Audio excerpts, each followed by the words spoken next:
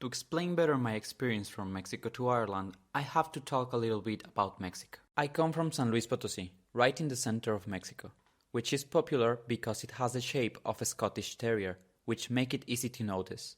In my state, we have several climates to enjoy, like the jungle climate of La Huasteca, or the Central Desert, which is home to many animals important to the Mexican culture, like the Mexican wolf and the royal eagle, as well as the Northern Mountains, famous for the horse breeders and the beekeepers, where I spent some voluntary time working with beehives.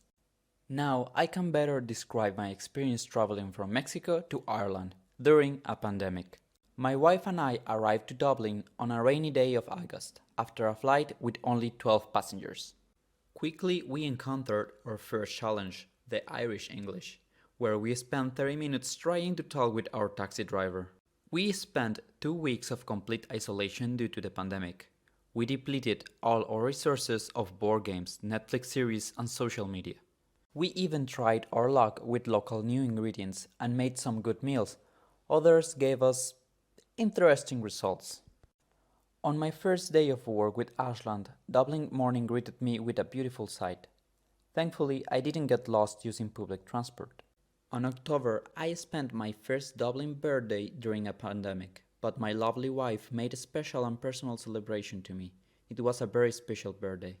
Once the lockdown relaxed a little bit, we were able to explore more of the city. Starting with the culture, Dublin has museums everywhere. We learn a lot from the history and traditions of the Dubliners of old.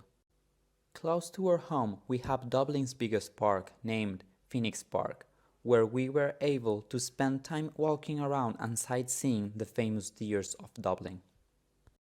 During our several walks around the gardens and parks, we even found a fox prowling. Before Christmas, we had a unique opportunity to visit the Guinness Storehouse. There, we fell in love with the Guinness beer. We experienced a full sensorial tour and some samples of new Guinness. We even had a stoutie, which is a mixture between a selfie and the Guinness Stout foam. Thankfully, I'm still able to go to the new Ashland facility in Mullingar, giving me the opportunity to continue with my project.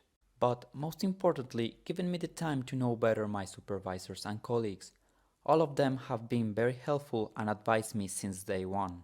Because changing work, school, country and language can be a daunting experience, I feel really grateful to have that kind of support in my new home, Ireland.